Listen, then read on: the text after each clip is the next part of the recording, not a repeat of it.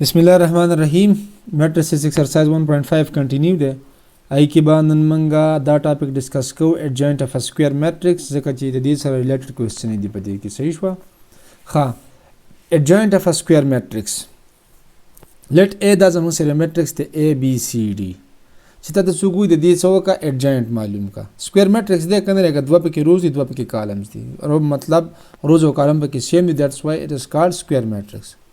د دې لپاره چې تاسو څوک چې د ایڈجوینټ معلوم کړل، البته تاسو چل کوئ ا ډي جے به ورته ولیکئ. د دې ا میټریکس ته ا میټریکس دی که بی دی که سی دی که ار یو میټریکس ا ډي جے به پیدا کوي.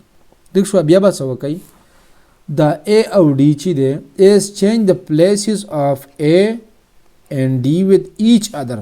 لکه داسې وایي چې دا ډي به د ا ځای له لاړ شي او ا به د ډي ځای له راشي. اینڈ چینج د ساین اف بی اینڈ سی، او د بی او د سی به څه وکړي، ساینونه چینج کړي. ګورئ ا مخکې دلته و، هغه اوس دلته کې راغلی. ټیک شوه؟ ډي دلته کې لاندې و، هغه ډي اوس پاس لاړی په دې کې. بیا دلته د سی سره پلس ساین و، دلته اوس ماینس شو. د بی سره هم څه شو، پلس و، دلته څه شو، ماینس شو. اوس که چېرته د بی سره ماینس وي، دا به څه وي، بیا پلس وي. ټیک شوه؟ نو دا زموږ سره ایڈجوینټ شو د دې ا میټریکس. ټیک شوه؟ اوس راشئ کوېسچنو ته.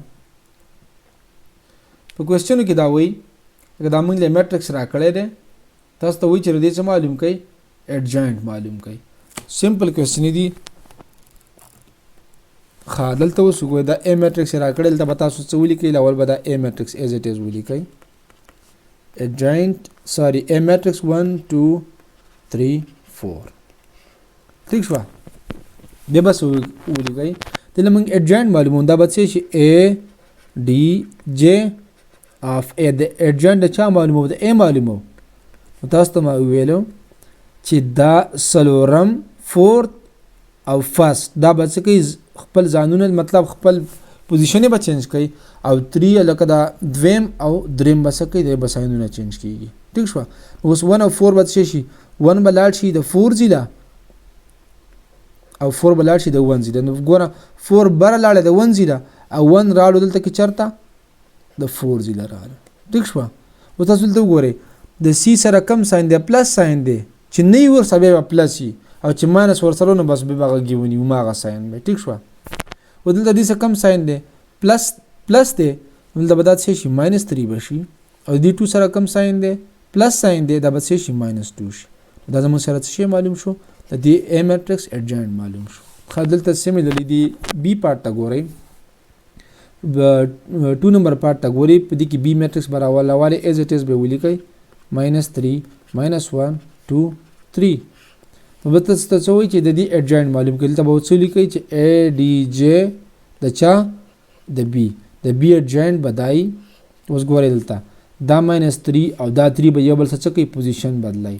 لکه دا یو به د یو ځای له ځي او بل به د بل ځای له لاړ شي.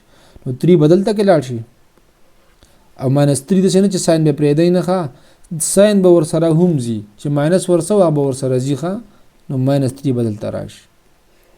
بقیه ردید باندې خبره شوه. دا به څه کوي، ساینس چینج کوي، ساینونه به بدلی. د دې سره ګورئ دلته د دې سره د کم ساین دی، ماینس دی، دا به دلته څه شي، پلس به شي. لکه موږ نه لیکو که نه، نو هغه +1 شو. او دې سره څه شی دی، +2 دی ورسره. نو چې +2 ورسره دا به -2 شي. د دې څه معلوم شو، ایڈجوینټ معلوم شو. دا هم ورک شو، او دا به درته وکړم. دلته به ولیکئ ډي -3 6 2 -4 یو ځل به دغسې ایز اټ از راکوز کوئ. بیا چې ایڈجوینټ یې معلومونې ولیکئ ا ډي جے د چا، د ډي. یا به څه وکئ، -4 به د -3 ځای له لاړ شي، -3 به د -4 ځای له لاړ شي.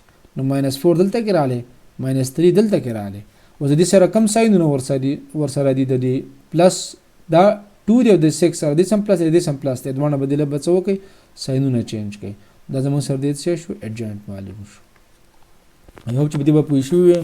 ورې په ایڈجوینټ ځان پوه کړئ، ځکه چې کله هم تاسو انورس معلوموئ د میټریکس، ټیک شوه، ملټیپلیکیټیو انورس، نو د ا ایڈجوینټ به پکې استعمالیږي. بل د انورژن میتھډ چې کله موږ کوو، د هغې په هر کوېسچن کې به دا ایڈجوینټ استعمالیږي. نو په دې هم ځان ښه پوه کړئ. ښه، انشاءالله بیا به ته په هغې کې څه مسله نه وي. په نیکسټ ویډیو کې به کوېسچن نمبر 4 سالو کوو.